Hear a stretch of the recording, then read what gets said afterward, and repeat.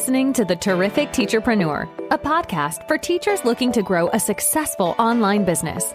Your host, Alex, was able to transform her Teachers Pay Teachers store from a small side hustle into a profitable full-time business. She now helps other teachers do the same.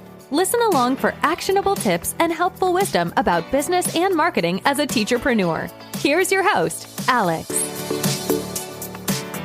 Welcome to the Terrific Teacherpreneur podcast. Today, I want to chat with you a little bit about email marketing, but we're specifically going to be talking about ICAs, Ideal Customer Avatars. So even if you actually don't have an email list at this point, this is something that is quite applicable to lots of areas of marketing, whether that's Instagram, Facebook, TikTok, blogging, whatever. So it's really important to know your ideal customer avatar and who your buyers actually are.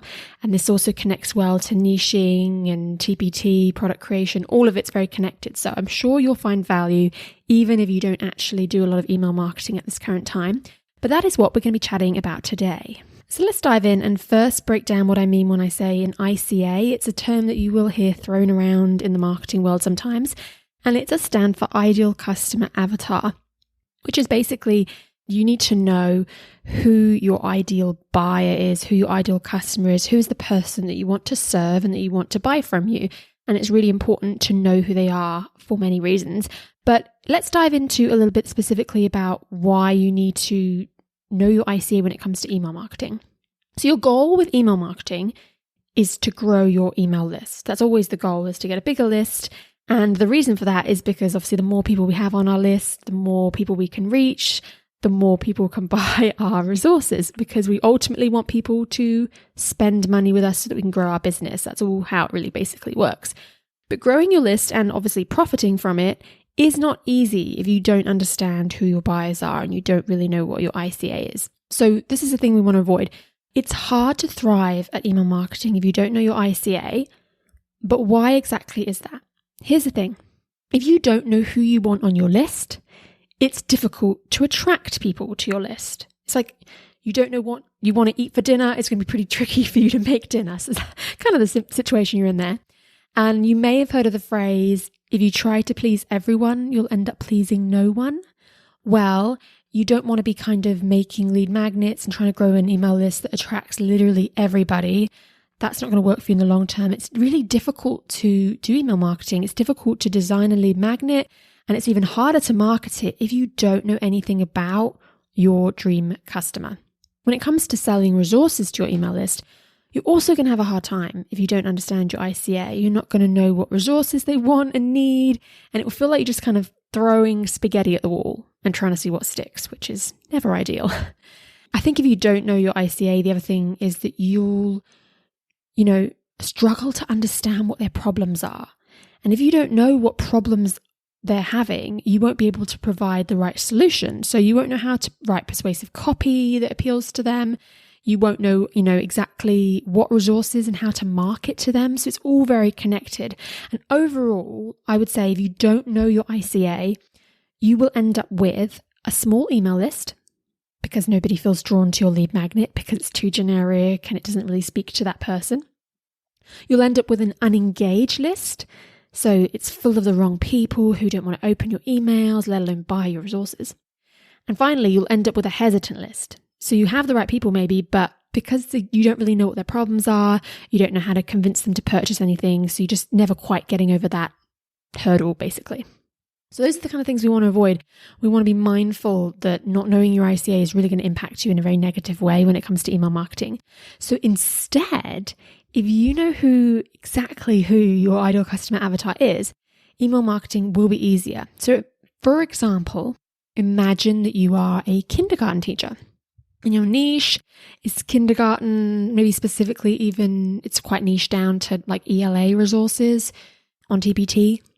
And your ICA is probably a fellow kindergarten teacher just like you who struggles with the ELA stuff. They're struggling to teach reading, writing, spelling, all that kind of stuff. Knowing this, because you've got this quite nice, specific niche, you can design a lead magnet that includes, kindergarten writing worksheets or reading activities or spelling centers or something. And you'll attract kindergarten teachers to be on your list and it will grow at a nice steady pace. And when it comes time to pitch your latest kindergarten ELA activities, your audience will be happy to open your emails and buy because it's exactly what they'll need. And you'll understand exactly what you need to say in order to get them to purchase.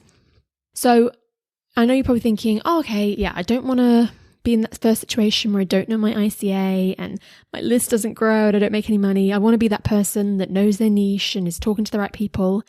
That sounds good. But how do I get to that point? So I want to give a few little action items here. If you're someone that isn't really sure about any of this stuff, take some time, as in like literally schedule some time to sit down and settle on your ICA, your ideal customer avatar. So ask and answer the following questions to yourself, this kind of thing. Thinking about your ICA, what area of education do they specialize in? You know, are we talking general teaching, special ed? Are they an SLP, school counselor? Are they a homeschool parent? Like, you know, what kind of situation are we talking overall here? And then we want to narrow that a little bit more. And I want you to ask yourself, well, what grade or age level do they teach or cater to in some way? Are we talking a middle school teacher, first grade, or 8-year-old, something specific like that? Like, what kind of students are they working with? What kind of children or teenagers or adults or whatever are they working with? Next up, you want to narrow that even a little bit further if you can and say, okay, well, what subject area or skills does my ICA need to teach and what do they need help with? Is it math, science, ELA, foreign languages, social studies? Maybe it's classroom management, oral language, like what could be any of those things. Then lastly, you want to ask yourself, well, what product type are they most in need of? Are they needing step-by-step lesson plans?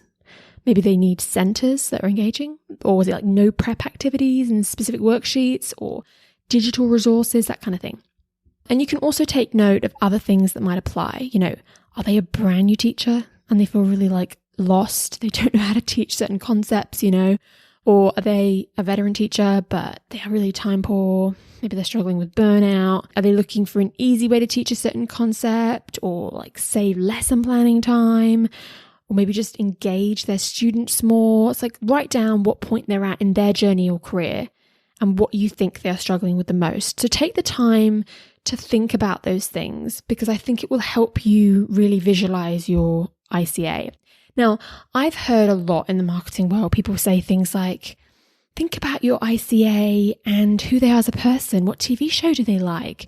You know, what do they like to do in their free time? And like, I've never really agreed with that. I've always felt like, okay, does it matter what TV show they like? For us as TPT sellers and mostly teachers, what matters is the stuff I've just mentioned. What grade level do they teach? What subject do they teach? What kind of activities do they need? Those are the things we need to really be worrying about. And I just don't want you to sit there spending an hour writing down this imaginary person. Her name's Amy. She loves watching Brooklyn Nine-Nine. Like, I mean, that's great. But at the end of the day, we need to know that Amy is a second grade teacher and that she's really struggling with engaging her students and whatever. Like, we need to know the actual important stuff. So when it comes to, your ICA, those questions are really good things to ask. Now, I wanted to keep this episode nice and short and sweet. I've actually pulled some of this content from my email marketing course, Terrific Email. So if you kind of like the sound of what you're learning and you thought that was really helpful and you have a million more questions about email marketing, you know, you want to start an email list or you want to grow your email list or you want to make more money from your email list and basically email is something that you really want to work on this year, I will put a link in the show notes to the course. I have a couple of courses and they open and close at different times of year, but there's always like a wait list you can join even if it's not open at the time. But I will put a link in the show notes to that. But yeah, I really hope overall that some of these little tips have helped you and it's made you kind of think a little bit about attracting the right people to your email list because that will really help your email marketing journey. But like I said at the beginning of the episode, this stuff is all really valuable no matter where you are marketing. And like I said, whether that's social media, blogging, whatever. And even on TPT, it's so important for you to know your niche and to know your buyers and to be catering to a certain kind of person. Especially, for example, something like Instagram, you're going to have a lot more success a lot more quickly if you are specifically targeting a certain type of follower that you want to attract. Like I said earlier with the kindergarten example, if you're a kindergarten teacher and you make it really clear in your bio and through your hashtags and through your posts that you want to serve kindergarten teachers, you're going to attract people a lot easier than if you try to just talk about teaching in general. And then when it comes to selling your kindergarten resources, you're going to have an easier time if your followers are all kindergarten teachers. So the same thing applies to so many different areas. So you can use these tips regardless of whether you are using email marketing or not.